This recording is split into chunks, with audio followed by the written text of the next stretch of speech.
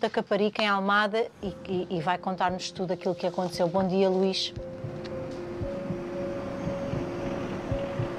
Bom dia, Diana. É uma tragédia.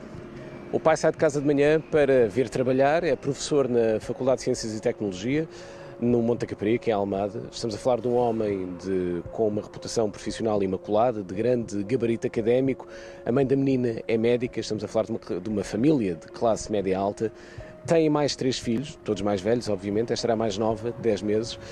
E o pai, tal como acontecia todos os dias, sai de casa para vir trabalhar e para vir deixar a menina na creche. Nota importante, ele não tinha que fazer uma paragem antes de chegar ao trabalho para deixar a criança, porque a creche fica mesmo dentro do campus universitário, digamos assim. Existe lá uma creche precisamente para poder albergar os filhos dos funcionários e oferecer maior comodidade a quem aqui trabalha. Ora, o pai estaciona o carro no sítio do costume, até porque tem um lugar reservado para ele, mas o que acontece é que por algum motivo não entrega a criança na creche. Sai do carro, vai trabalhar, é diretor de um departamento aqui na universidade e quando sai do trabalho, às 3h30 da tarde, e chega ao carro, depara-se com a criança lá dentro, inanimada. A criança estava morta. A criança ficou fechada no carro todo o dia, sem circulação de ar dentro do carro.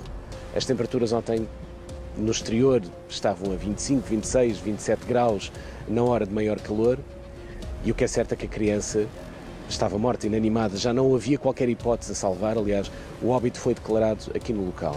Várias questões se levantam relativamente àquilo que terá levado o pai a esquecer-se da criança dentro do carro, mas há outras questões que se prendem também com a morte da criança, ou seja, com a forma como a criança acabou por morrer. Sofreu, se não sofreu, qual é o mecanismo? Falamos com Albino Gomes, especialista forense, enfermeiro forense, que nos explica aquilo que provavelmente terá acontecido. A causa de morte é muito linear, insolação, devido à temperatura. E o que acontece é que o organismo acaba por desligar a partir dos 41 graus, 42 graus e depois entra em falência e acaba por ser a causa de morte. A segunda causa de morte, muitas vezes associada a estes casos, são as asfixias. Pelo facto de estar num espaço confinado, a concentração de CO2 fica ali e asfixia. Mas esta criança, certamente, a principal causa de morte foi a insolação. Ontem estavam 25, 26, 27 graus na rua. Dentro do carro, qual é a temperatura que é possível atingir, se é que é possível saber essa temperatura, num habitáculo daqueles, nestas condições? Quem trabalha na física forense faz esses estudos e há um estudo muito interessante nos Estados Unidos que vai fazer essa medição e diz que 26, 27 graus, ao fim de 30 minutos, tem 10 graus a mais. O estudo foi feito com cerca de 2 horas de teste e que atingiu 60 graus.